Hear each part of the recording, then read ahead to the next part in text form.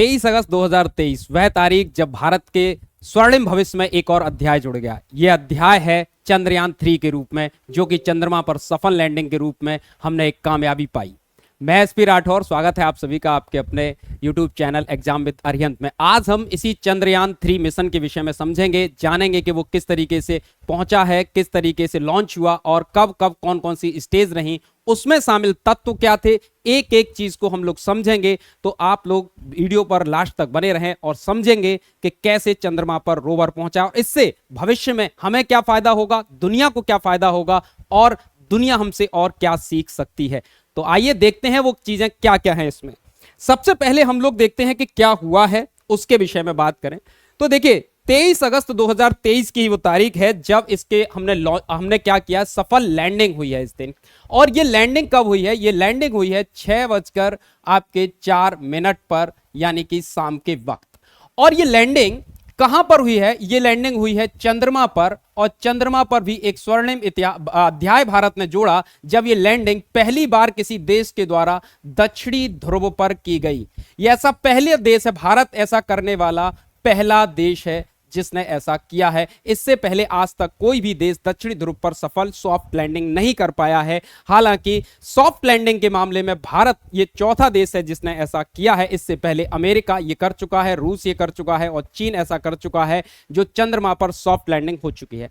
तो समझते हैं सबसे पहले तो ये देखिए कि हुआ कब है। हुआ था, लॉन्चिंग कब हुई? चंद्रयान 3 जो मिशन है इसकी लॉन्चिंग हुई थी 14 जुलाई को 2023 2:35 पर दोपहर को इसको सफल लॉन्च किया गया था। कहां से किया गया था? श्रीहरिकोटा के सतीश धवन अंतरिक्ष केंद्र से इसे लॉन्च किया गया था, यानी SDSC से।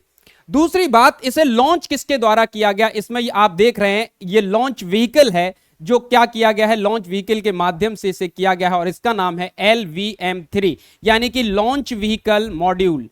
इसका फुल फॉर्म आप समझेंगे, लॉन्च व्हीकल मॉड्यूल कहते हैं इसे। अब इसका क्या अर्थ है यहां पर? देखिए, लॉन्च व्हीकल मॉड्यूल 3 है। ये कौन सा है? ये मॉड्यूल 3 है और इसके साथ में M4, इसका LVM का ये चौथा मिशन है, फोर्थ मिशन, इसलिए इसे LVM आपके M4 भी कहा जाता है। ये भी आपको पता होना चाहिए इस विषय में।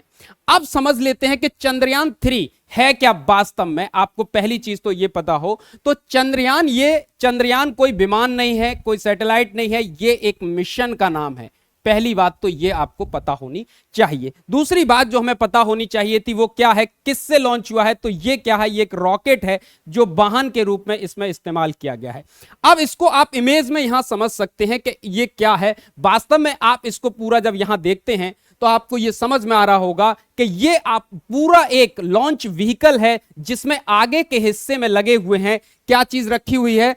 यहां पर रोवर रखा हुआ है, लैंडर है और ऑर्बिटर का यहां पर तालमेल बिठा करके इसको रखा गया है। इसके निचले हिस्से में ये इंजन के पार्ट्स हैं और इनके माध्यम से क्या होगा, इन्हीं इंजन के माध्यम में आप देखेंगे फ्यूल टैंक्स भी हैं।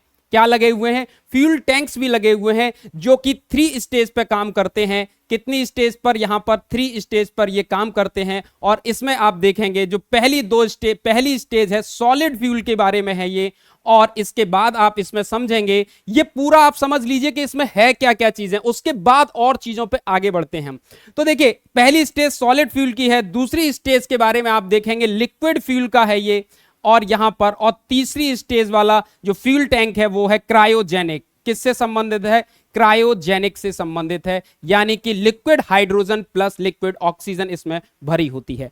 तो अब आपको समझ में आ गया कि ये क्या है। जब इसकी लॉन्चिंग हुई तो उसके बाद अब और क्या क्या चीजें यहां पर सामने आई वो देखिए। पहली चीज तो ये कि हमने ये मिशन लॉन्च ही क्यों किया, इसके उद्देश्य क्या हैं। तो इस मिशन को लॉन्च करने का भारत का एक सीधा सा उद्देश्य है, एक तो सुरक्षित और सॉफ्ट लैंडिंग करना, यानी सुगम लैंडिंग करना। सॉफ्ट लैंडिंग क्या होती है, इसको आप इस तरीके से समझ सकते हैं कि जैसे बाइक में सॉकर्स लगे होते हैं, अगर वो ना हो तो गाड़ी जब आगे बढ़ेगी, कहीं पर ब्रेकर्स आएंगे तो क्या होगा, अचानक से झटका ऊपर तक लगेगा। लेकिन सॉकर्स क्या करते हैं, जो नीचे आप सॉकर्स लगे होते हैं वो क्या करते हैं, शॉक को जो यानी कि झटके को एब्जॉर्ब कर लेते हैं। ऐसे ही आप इसमें भी देख सकते हैं कि क्या लगे हुए हैं, यहां पर शॉक एब्जॉर्बर्स टाइप इसके जो पैर हैं वो लगे हुए हैं। जैसे ये सतह पर, क्योंकि चंद्रमा की सतह का विशेष रूप से अभी कोई अंदाजा नहीं है कि वहां पर क्या है, इसलिए जब ये वहां पहुंचेगा तो जब ये लॉन्च करेगा वो सतह पर टिकने की कोशिश करेगा। अभी मैं आपको इसको एक वीडियो के माध्यम से भी समझाऊंगा जिसमें आप देखेंगे कि कैसे लॉन्च हो रहा है, किस तरीके से सतह पर पहुंच रहा है। तो ये शॉक को एब्जॉर्ब कर लेगा, इसी को सॉफ्ट लैंडिंग कहते हैं। इससे इसके टूटने का खतरा नहीं रहेगा जैसा कि और जगह हो सकता है। चंद्रमा पर घूमना, चंद्रमा पर कौन घूमेगा, तो चंद्रमा पर घूमने के लिए हमने इसमें क्या लगाया है, हमने इसमें लगाया है रोवर। ठीक है ना। अब रोवर क्या होता है, रोबोटिक्स पे काम करने वाला एक तरीके का एक कार है, एक गाड़ी है जो रोबोटिक्स पे काम करती है, लाइक अ रोबोट। और इसका हमारा उद्देश्य, एक तीसरा महत्वपूर्ण उद्देश्य है कई सारे वैज्ञानिक प्रयोग करना। इन एक एक वैज्ञानिक प्रयोग को भी समझते हैं कि वो कौन कौन से वैज्ञानिक प्रयोग हैं जो इसके द्वारा किए जाएंगे। तो देखिए भाई, अब आप लोग आते हैं किस चीजों पर, यहां पर देखेंगे कौन कौन सी वो चीजें हैं जो आप देखेंगे, क्या अध्ययन होंगे, क्या वैज्ञानिक प्रयोग होंगे और इनसे क्या लाभ होगा, और वे कौन से साइंटिफिक इक्विपमेंट्स हैं जिनके माध्यम से ऐसा होने वाला है। तो याद रखेंगे भाई आप लोग के कैसे वो चीजें शामिल होंगी। यहां पर पहली चीज तो ये कि इसमें एक इसमें साइंटिफिक इक्विपमेंट लगा है जिसे कहते हैं ILSA। क्या है ये, ILSA है, जिसका मतलब है यहां पर आपको समझना होगा कि ये वास्तव में ILSA होता क्या है। इसको देखने के लिए आपको समझना होगा, ये करेगा चंद्रमा पर आने वाले भूकंपों का अध्ययन करेगा ILSA। ILSA कैसे अध्ययन करने वाला है, तो इसके बारे में आप देखेंगे चंद्रमा की जो सतह है वहां पर भूकंपीय झटके तो नहीं आते हैं, उसके बारे में यह पता लगाएगा। अब दूसरी चीज जो है आप देखेंगे इसमें है सतह के तापीय गुणों के बारे में भी पता लगाया जाएगा, जो कि चेस्ट के माध्यम से होगा।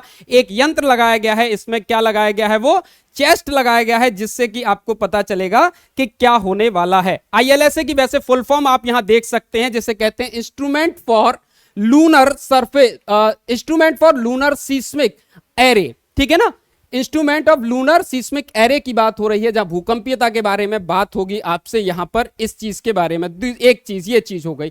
इसके बाद अगर और चीजों के बारे में देखें तो आप देखेंगे जो चेस्ट है ये क्या है, ये बहुत महत्वपूर्ण है जो कि इसमें शामिल है। इसका मतलब है एक ये अध्ययन करेगा तापीय गुणों की, थर्मल्स की, यानी कि चंद्रमा पर जो थर्मल चीजें हैं उनका तापीय अंतर क्या हो सकता है, चंद्रमा का तापमान माइनस में है कि प्लस में है, कितना है, इस सब का अध्ययन यहां पर किया जाएगा। सतह की प्लाज्मा में बदलाव करने के लिए इसमें रंभा करके इसमें एक लूपिंग प्रोपेलेंट लगाया गया है, यह भी इसके द्वारा भी अध्ययन किया जाएगा। यहां पर एक चीज और आपको यह पता होनी चाहिए, रासायनिक गुणों का अध्ययन करने के लिए बहुत सारी चीजें हैं, जैसे कि क्या है, इसमें एक साइंटिफिक इंस्ट्रूमेंट है जिसका नाम है APXS, alpha particle X-ray spectrometer meter लगा है, जो कि इस पर रासायनिक गुणों का अध्ययन करेगा यहां पर। साथ ही आप देखेंगे कि चंद्रमा की मिट्टी के तत्वों का अध्ययन करने के लिए, और कौन कौन से तत्वों का, मैग्नीशियम,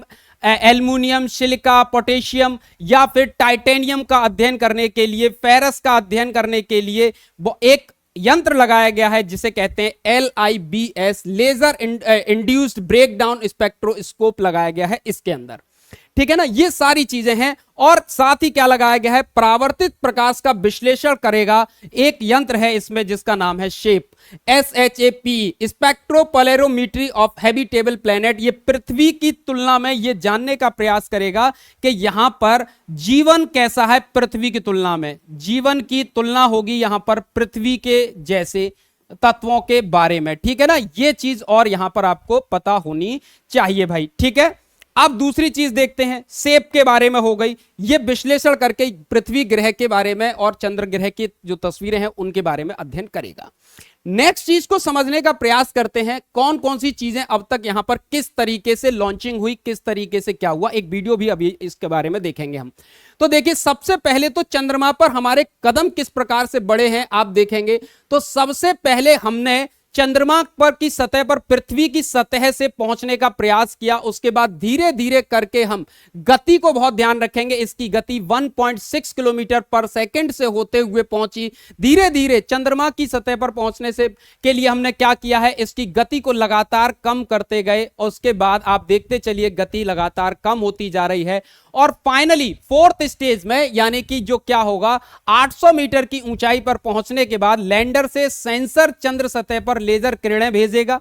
कहां भेजेगा? चंद्रमा की सतह पर लेजर किरणें भेजी गई इसके द्वारा और भेजने के बाद आप देखेंगे फाइनली इसकी उन किरणों के अध्ययन के बाद 150 मीटर की ऊंचाई पर 60 मीटर पर सेकंड की गति से यह जांच करेगा लैंडर कि वहां की सतह किस तरीके की है, क्योंकि फाइनली हमें सब चीजों के बारे में अपना प्रोग्राम सेट करके भेजा है कि कौन सी सतह पर उतरना है। चंद्रयान 2 मिशन जब हमने भेजा था तो वहां हमसे एक गलती हुई थी, हम उसकी गति को कंट्रोल नहीं कर पाए थे, लैंडर की गति को। दूसरी उसमें यह गलती हमने कर दी थी कि जब हमने भेजा तो एक सतह पहले से निश्चित कर दी थी 500 मीटर बाई 500 की कि यहीं पर उतरना है। इसके मामले में ये जो स्पेस दिया गया है कहां लैंड करना है ये 2.5 किलोमीटर के दायरे में निश्चित किया गया है और साथ ही उसके मामले में ऐसी कोई प्रोग्रामिंग फीड नहीं की गई है कि उसे एक निश्चित सतह पर ही उतरना है, बल्कि वो अपने लिए सतह ढूंढ करके वहां उतरेगा। इसीलिए इसकी लैंडिंग सफल भी रही। यहां पर फाइनली जब 10 मीटर पर सेकंड की गति हो गई तब जाकर के इसको हमने चंद्रमा की सतह पर पहुंचाया। यह करने के लिए बहुत सारी चीजें की गई हैं। अब इसको समझते हैं। आप देखिए कौन कौन से चरण, जो 4 चरण हैं जो अभी मैंने आपको बताया उसके 4 चरण हैं। Rough braking, altitude hold, fine braking और टर्मिनल डिसेंट कहा जाता है। इनको समझिए भाई क्या है ये।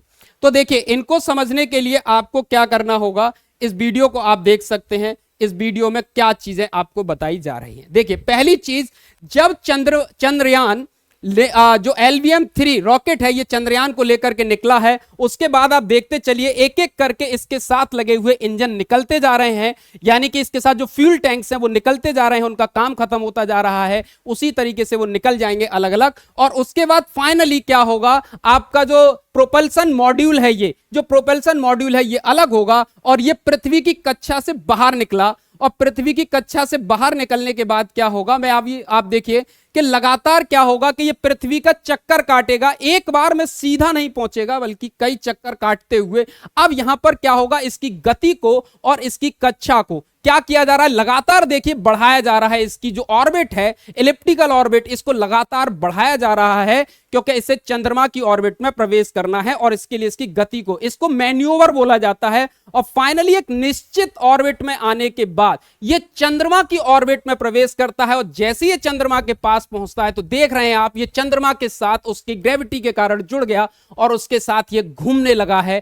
अब इसको धीरे धीरे करके हमें, अब इसके जो प्रोपल्सन लगे हुए हैं उनको रिवर्स कंडीशन में लेके आना है, जिससे रिवर्स कंडीशन में लाने से क्या हुआ, गति कम हुई और ये धीरे धीरे चंद्रमा के नजदीक पहुंचा। और फाइनली आप देख रहे हैं कि ये अलग हो गया। किस चीज से अलग हो गया था, ये यहां पर अलग हुआ था आपके जो इसके साथ ऑर्बिटर अलग हुआ था। हालांकि इसके साथ ऑर्बिटर नहीं था, इसके साथ लैंड रोवर जो लगाया गया था, लैंडर लगाया गया था, वो लैंडर मॉड्यूल वो अलग हुआ था। और फाइनली लैंडर अलग होकर के चंद्रमा की सतह के चारों ओर घूमने लगा और इसके बाद ही फाइनली धीरे धीरे करके और गति को कम किया गया और गति को कम करके इसको चंद्रमा की सतह तक पहुंचाने का प्रयास किया गया था। यहां पर चाहे तो आप इसको देख सकते हैं।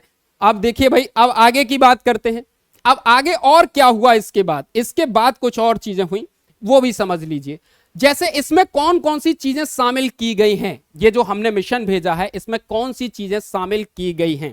इसमें शामिल किए गए हैं आपके स्वदेशी लैंडर मॉड्यूल शामिल है। आपने अभी देखा स्वदेशी लैंडर मॉड्यूल जो है इसका काम क्या है, इसका एक ही काम है कि ये लैंडर और रोवर इन दोनों को चंद्रमा आपको क्या करेगा, ये चंद्रमा तक ले जाएगा। चंद्रमा की ऑर्बिट तक इसको ले जाने का काम है, ऑर्बिट तक ले जाने का काम है यहां पर, ठीक है ना। 100 किलोमीटर की ऊंचाई तक, ठीक है ना, 100 किलोमीटर चंद्रमा की सतह से 100 किलोमीटर की ऊंचाई तक इसको ले जाएगा ये। उसके बाद अभी आपने जैसे वीडियो में देखा था अलग हुआ था, उस तरीके की इसमें काम होना है यहां पर।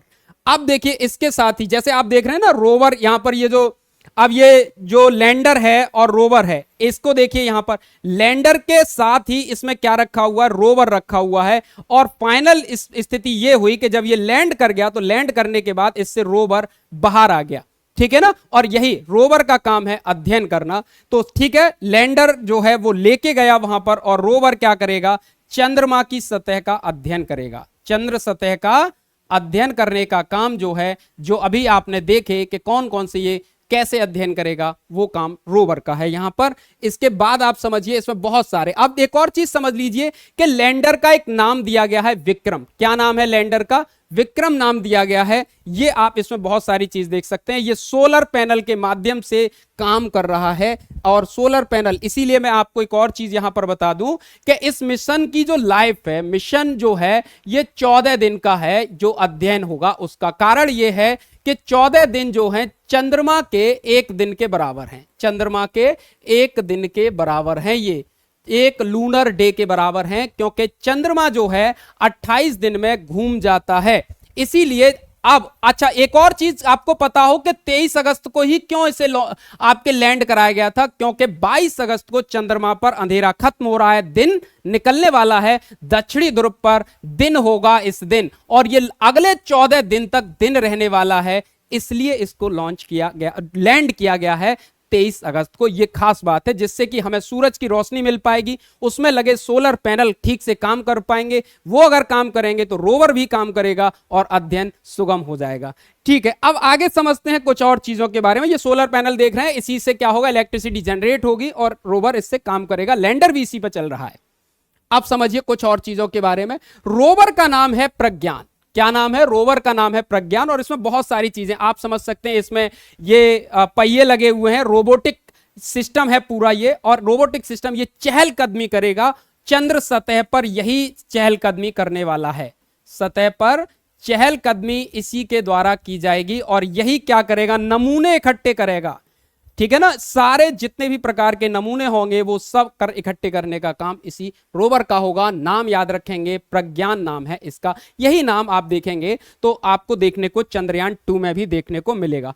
ठीक है, अब आते हैं एक और चीज पर। इस चीज को समझ लीजिए, इस वीडियो के माध्यम से आपको स्पष्ट रूप से समझ आ जाएगा कि क्या चीजें हैं और कैसे इसको काम कर रहे हैं। तो देखिए भाई, क्या है चीजें, कैसे काम कर रही हैं। तो देखिए कैसे काम कर रही हैं, इस चीज को देखेंगे आप। ये ले जाया जा रहा है, आप देखिए यहां पर ये लगा हुआ है, इसमें ये सिस्टम लगा हुआ है, यहां पर प्रोटेक्टिव सेल्फ लगी हुई है। इसके अंदर क्या रखा हुआ है, इसके अंदर लैंडर मॉड्यूल रखा हुआ है, प्रोपेल्शन मॉड्यूल रखा हुआ है, जो पेलोड्स हैं वो रखे हुए हैं, ऑर्बिटर रखा हुआ। इसके साथ ये आप देखेंगे ऑर्बिटर इसके साथ नहीं है, बल्कि ऑर्बिटर चंद्रयान 2 का ही इसमें काम कर रहा है। रोवर देखिए, कैमरे लगे हुए हैं रोवर के साथ में, और रोवर इस लैंडर से चंद्रमा पर लैंड होने के बाद रोवर बाहर निकला, और बाहर निकल के इसने अध्ययन करना शुरू करेगा यहां पर ये। ठीक है, तो आप देख सकते हैं कितना कुछ है इसमें समझने के लिए। तो ये आप देख रहे हैं, ये आपके लैंडर मॉड्यूल है यहां पर, और इसके बाद ये देख रहे हैं ऑर्बिटर है। लेकिन मैं आपको एक स्पष्ट कर दूं कि इस बार चंद्रयान 3 में ऑर्बिटर नहीं था। अब मैं बार बार जिक्र कर रहा हूं कि ऑर्बिटर क्या हो, ऑर्बिटर, लेकिन ऑर्बिटर होता क्या है ये भी तो पता चले आपको। आप देखिए ऑर्बिटर के बारे में एक मैं आपको चीज बता देता हूं। यानी कि हम देखेंगे यहां पर आप प्रोपल्शन मॉड्यूल, क्या क्या चीजें शामिल थी। हमने देखा कि प्रोपल्शन एक चीज थी, प्रोपल्शन मॉड्यूल। अब प्रोपल्शन मॉड्यूल था यहां पर, दूसरी चीज थी यहां पर लैंडर, और तीसरी चीज थी यहां पर रोवर।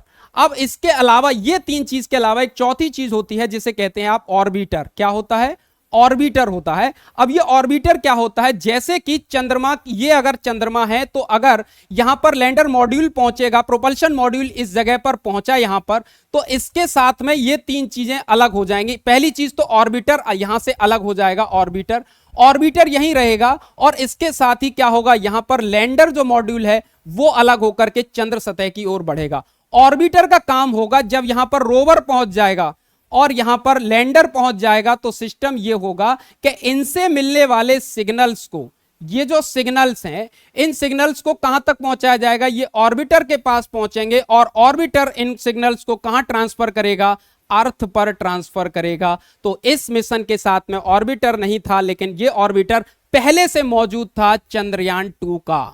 क्योंकि चंद्रयान 2 लॉन्च नहीं हो पाया था, लेकिन उसका ऑर्बिटर अभी भी काम कर रहा है, वर्किंग हालत में है। इसीलिए इसने हमें बहुत सारी तस्वीरें भेजी जिससे हम ये तय कर पाए कि भाई देखो क्या क्या चीजें, चंद्रमा की कौन सी सतह पर लॉन्च करना है, सतह कैसी है, वहां पर क्या स्थिति है, ये सब ऑर्बिटर द्वारा भेजी गई तस्वीरों से हमें, उसके सिग्नल से हमें पता चला है। तो आप समझ गए होंगे। अब आगे बढ़ते हैं और समझते हैं रोवर जो प्रज्ञान है वो हमारे लिए क्या क्या काम करने वाला है, उसके बारे में एक झलक, एक नजर इस पर भी डाल लेना बहुत आवश्यक होगा आप लोगों के लिए। तो सबसे पहले आप ये समझिए भाई कि जो रोवर प्रज्ञान पर 2 पेलोड लगाए गए हैं। कितने पेलोड हैं रोवर प्रज्ञान पर? कितने हैं? 2 पेलोड हैं, जिसमें है एक तो LIBS laser induce breakdown spectroscope है। यह चंद्रमा की सतह पर मौजूद सभी किस्म के तत्वों का अध्ययन करेगा, गुणात्मक, मात्रात्मक, रासायनिक, सभी प्रकार के, और डीप स्पेस स्टेशन के तौर पर इस्तेमाल करना यह काम करेगा।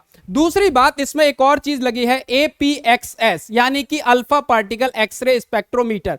इसका काम है, ये जो है लैंडिंग साइट जहां ये पहुंचेगा उसके आसपास पर चंद्रमा की धूल के बारे में, चट्टानों की मौलिक संरचना के बारे में, उसकी मिट्टी के बारे में, और उसमें पाए जाने वाले तमाम तत्वों के बारे में, magnesium, silica, potassium, calcium, titanium व आयरन की मौजूदगी का पता लगाएगा। रोवर का काम है ये। आप ये समझ के देख लो भाई कि अगर ये चीजें वहां पर मिल गई, पृथ्वी पर, भारत पर इनकी बहुत ज्यादा शॉर्टेज है, अगर ये आपके चंद्रयान मिशन के द्वारा हम इन्हें प्राप्त कर पाते हैं तो हमारे लिए इन पर अधिकार होगा हमारा, और हम अपने उपयोग के लिए इसका प्रयोग कर सकते हैं, जिससे भारत के जो खनिज संसाधन है उनकी जो कमी है वो यहां से पूरी की जा सकती है। तो समझिए कुछ और चीजें। देखिए, चांद पर अतीत में झांकेंगे लैंडर विक्रम पर तैनात 4 पेलोड। अब आप देखिए कि लैंडर जो विक्रम गया है उसमें भी कितने पेलोड लगे हैं? उसमें 4 पेलोड लगे हैं। जैसे कि एक लगा है रंभा। क्या लगा है यहां पर? रंभा लगा है, ठीक है ना।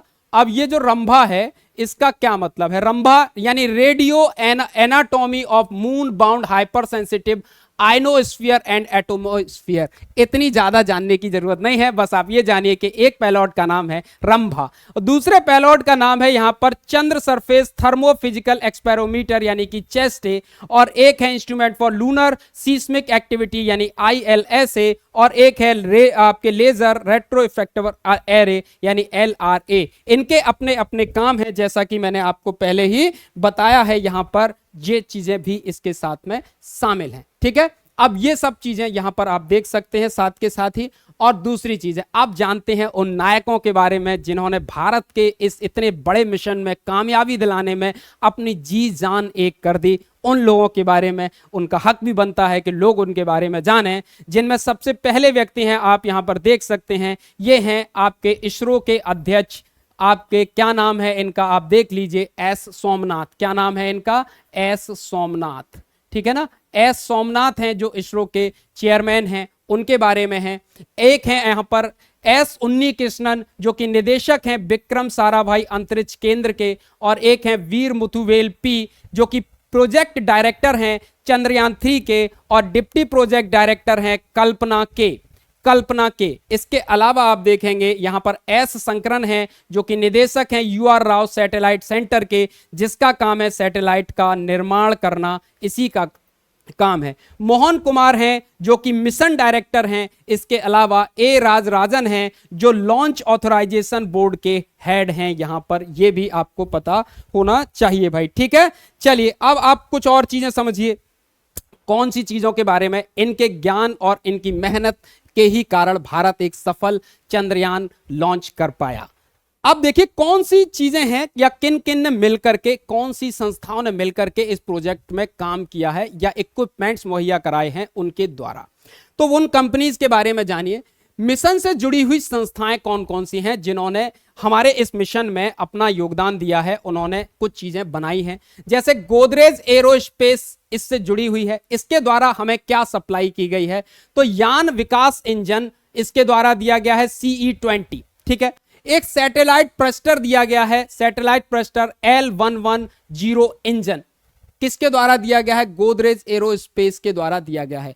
एक और भारत की बड़ी कंपनी है L&T लॉर्सन एंड टोर्बो कंपनी, इसने दिए हैं बूस्टर, आपके बूस्टर सेगमेंट दिए हैं इसके द्वारा, यानी कि जो जब ये इंजन को लेकर रॉकेट लेकर निकलेगा तो जो बूस्टर्स काम करेंगे वो बूस्टर्स के बारे में है। इसमें आप देखेंगे head and segment, middle segment और नोजल बकेट फ्लैंज, ये तीनों जो बूस्टर्स हैं वो इसी के द्वारा L&T के द्वारा मुहैया कराए गए। अब आप देखें टाटा स्टील भी इसके साथ जुड़ी रही, आप जानते हैं भारत की सबसे बड़ी स्टील कंपनी है। LVM-3M4 यानी कि जो फैट बॉय हमारा आपका जो आपका रॉकेट है उसके बारे में है, इसके लिए असेंबली क्रेन, क्योंकि इसको पहुंचाने श्रीहरिकोटा तक पहुंचाने के लिए जो क्रेन का इस्तेमाल किया गया वो टाटा ने आपको दी। दूसरी चीज भेल ने भी इसमें काम किया है। भारत हैवी इलेक्ट्रिकल्स लिमिटेड ने बैटरी सप्लाई बाई मेटेलिकल अडॉप्टर्स, जो अडॉप्टर्स हैं वो भेल के द्वारा सप्लाई किए गए इसके लिए। पांचवी कंपनी है अनंत टेक्नोलॉजी, जो अनंत टेक्नोलॉजीज है उसने इलेक्ट्रॉनिक्स उपकरण मुहैया कराए इसके लिए। और छठी चीज है मिश्र धातु कंपनी, जो है मिश्र धातु निगम, और इसने लॉन्च व्हीकल के लिए जो धातु का इस्तेमाल, मेटल्स का इस्तेमाल किया गया वो मुहैया करवाया गया। इसके अलावा देखें और भी कुछ कंपनियां हैं जैसे MTAR है, इस टेक्नोलॉजीज, इसने बूस्टर पंप्स हमको अवेलेबल करवाए। हिंदुस्तान एरोनॉटिकल्स लिमिटेड ने इसमें और बहुत सारे काम किए हैं, तो उनको क्या मतलब बहुत सारे काम हैं इसके, तो एक लाइन में वो नहीं करा पाएंगे। तो बात करते हैं ऐसे ही एक कंपनी है पारस डिफेंस, उसने भी बहुत सारे काम किए हैं, कुछ चीजें मुहैया कराई। एक है सेंटम इलेक्ट्रॉनिक्स, इसके द्वारा भी कई चीजों पर काम किया गया यहां पर। तो आप समझ सकते हैं कि बहुत सारी चीजें, बहुत सारे काम यहां पर हम देखने को मिलते हैं। ठीक है, सेंटम्स ने भी, इलेक्ट्रॉनिक्स ने भी इलेक्ट्रॉनिक आइटम मुहैया करवाए थे। अब समझिए चांद पर भारत के जो कदम बढ़े हैं, इस मिशन के बारे में कौन कौन सी चीजें हैं अब तक हुई हैं, पहला मिशन, दूसरा मिशन, तीसरा मिशन, उसके बारे में आप समझने की कोशिश करिए। देखिए अब तक भारत ने 3 चंद्र मिशन भेजे हैं और उन तीनों के बारे में एक कंपैरिजन आपको मैं बता देता हूं। कंपैरिजन भी समझना चाहिए। चंद्रयान जो 1 मिशन था सबसे पहला भारत का, और यह मिशन 22 अक्टूबर 2008 को लॉन्च किया गया था, जिस पर भारत सरकार का कुल खर्च 386 करोड़ रुपए हुआ था। इसका वजन देखेंगे तो 1380 किलोमीटर का था। खास बात यह थी कि चंद्रयान 1 ने 312 दिन तक चांद के चक्कर लगाए थे। पहला मिशन था जिसने चांद की सतह पर पानी के सबूत दिए थे, यह था आपका चंद्रयान 1 मिशन 2008 का। चंद्रयान 2 की बात करें तो चंद्रयान 2 पर कुल खर्चा आया था 978 करोड़ रुपए, इससे लगभग तिगुना खर्चा हो गया चंद्रयान 1 से। लॉन्चिंग हुई 22 जुलाई 2019 को और वजन इसका था 3877, यानी कि वजन भी तिगुना था। यह भी एक कमी रही। कारण यह है, इसीलिए आपने देखा ना कि रॉकेट में जब रॉकेट लॉन्च होता है तो अक्सर आपने देखा होगा कि क्या होता है वहां पर कि अलग अलग पार्ट्स नीचे गिरते चले जाते हैं और फाइनली रॉकेट भी नीचे गिर जाता है। क्यों गिर जाता है? जिससे वजन कम से कम रहे, जिससे थ्रस्ट ज्यादा मिले और वो आसानी से पहुंच पाए। खास बात क्या रही भाई चंद्रयान 2 की? तो चंद्रयान 2 का मकसद चांद के दक्षिणी ध्रुव पर पहुंचना था, लेकिन दुर्भाग्यवश नहीं पहुंच पाया। सॉफ्टवेयर गड़बड़ी की वजह से लैंडर हार्ड लैंडिंग हो गई थी। मैंने आपको बताया ना वहां, अभी मैंने आपको बताया भी था कि सॉफ्टवेयर लैंडिंग कैसे गड़बड़ हुई थी, क्योंकि उसमें पहले से प्रोग्राम फिक्स था कि 500 मीटर बाई 500 मीटर के दायरे में उसको एक सीमित जगह दे दी गई थी कि आपको यहीं लैंड करना है। जब वो लैंड करने के लिए पहुंचा तो समस्या क्या हो गई उसमें कि उसकी गति ज्यादा थी, उसको गति कम करनी थी, लेकिन हो यह रहा था कि वो पहले गति को कम ज्यादा कर रहा था, करते करते धीरे धीरे जब चंद्रमा की सतह पर पहुंचना तो गति कम करनी थी, तो इस कॉन्ट्रास्ट को वो झेल नहीं पाया, विरोधाभास को, और क्या हो गया, वो मतलब एक तरीके से गिर पड़ा और उसकी हार्ड लैंडिंग हो गई। यहां पर चंद्रयान 3 सबसे सफल मिशन भारत का चंद्रयान 3। खर्च हुए कुल 615 करोड़ रुपए। लॉन्चिंग हुई 14 जुलाई 2023 को और 2900 किलो का वजन था। और आप जानते हैं इसकी लैंडिंग 23 अगस्त 2023 को हुई। बहुत शानदार रही। खास बात यह रही कि चंद्रयान 3 का मकसद दक्षिणी ध्रुव पर पहुंचना था, जो कि पूरा हुआ। पानी, खनिज और सब चीजों की मौजूदगी का पता इसके द्वारा लगाया गया। चलिए भाई अगली चीज को जानने का प्रयास करते हैं। इसरो के महत्वपूर्ण अंतरिक्ष मिशन जो अब तक रहे हैं उनके बारे में है। आपको यह भी तो पता हो कि अब तक इसरो ने कौन कौन से मिशन लॉन्च किए हैं। पहला मिशन था 1975 में, जो हमने सैटेलाइट आर्यभट्ट लॉन्च किया था। भारत का पहला उपग्रह था ये सैटेलाइट और भारतीय अंतरिक्ष कार्यक्रम में मील का पत्थर साबित हुआ था। भारत में ही सबसे बड़ी बात थी, इसका डिजाइन भी भारत में ही बनाया गया था। 1983 में भी एक बहुत मील का पत्थर साबित हुआ जब Indian national satellite system INSAT श्रेणी के सैटेलाइट लॉन्च किए गए और टेलीविजन और रेडियो प्रसारण के युग में क्रांति। इसी के बाद टेलीविजन का दौर बढ़ा, लोगों को टेलीविजन तक पहुंच बढ़ी थी इनसैट के द्वारा। 2008 में चंद्रयान लॉन्च हुआ था, चंद्रयान 1, और इसका मानव रहित चंद्र अभियान था ये, और ये भी सफल मिशन भारत का रहा। 2014 में भारत ने मंगलयान भेजा था और बहुत सफल मिशन रहा, मार्स ऑर्बिटर मिशन जो है भारत का मंगलयान। 2017 में इसरो ने एक मिशन के तहत 104 उपग्रह अंतरिक्ष में भेजे थे, देशी विदेशी सब तरीके के उपग्रह भेजे गए थे इसके द्वारा। ठीक है, अब भारत आगे 2023 में चंद्रयान 3 का प्रोग्राम कर रहा है। चंद्रयान कर चुका है, लैंडिंग हो चुकी है, ये तो भैया बहुत सफल रहा है, इसके बारे में तो क्या ही कहा जाए। एक सफल मिशन भारत के द्वारा लॉन्च कर दिया गया 2023 में, चंद्रयान 3। अब आप देखिए चांद की फतेह के बाद, यानी चंद्रमा पर सफल लैंडिंग के बाद, अब हमारा उद्देश्य और क्या है, अब हमारी इसरो की तैयारी क्या है। इसरो इसके बाद देखेंगे गगन मिशन भेजेगा गगनयान के रूप में। ठीक है ना, यह अंतरिक्ष में मनुष्य को भेजे जाने का प्रोजेक्ट है भारत का। ठीक है, अभी तक भारत ने कोई भी मानव मिशन अंतरिक्ष में नहीं भेजा है, ये पहला होगा गगनयान। अमेरिका के साथ संयुक्त अभियान चलाएगा और इस अभियान का नाम है निशार। किसके साथ? नासा के साथ मिलकर के ये प्रोजेक्ट चलाया जाएगा। मंगल फतेह की भी कोशिश होगी, यानी कि मंगल पर भी पुनः एक मिशन भेजने का प्रयास, और इसी के साथ शुक्रयान की भी लॉन्चिंग की जाने वाली है। ये सब प्रोजेक्ट्स हैं, और सूरज का अध्ययन करने के लिए आदित्य L1 की घोषणा आप जानते ही हैं हो चुकी है। तो ये इसरो के भविष्य के वो मिशन हैं जो भारत का परचम धरती से लेकर के आकाश तक फैलाने वाले हैं। तो अब समझिए कुछ और चीजें और देखेंगे वैश्विक परिप्रेक्ष्य में, यानी अगर हम वैश्विक परिप्रेक्ष्य में देखें तो भाई वैश्विक रूप से किस किसने अब तक मिशन भेजे हैं, कौन कौन से मिशन भेजे हैं। तो चंद्रमा की ओर अमेरिका ने पृथ्वी का सबसे पहला अभियान भेजा था पायोनियर 0 नाम से, 17 अगस्त 1958 को भेजा था, लेकिन यह ऑर्बिटर मिशन 16 किलोमीटर ऊंचाई पर ही फट गया, असफल रहा था यह मिशन। लेकिन इसी के बाद इसी साल 1958 में सोवियत रूस ने सफल लूना मिशन भेजा था, जो कि एक सफल मिशन रहा, पहला मिशन।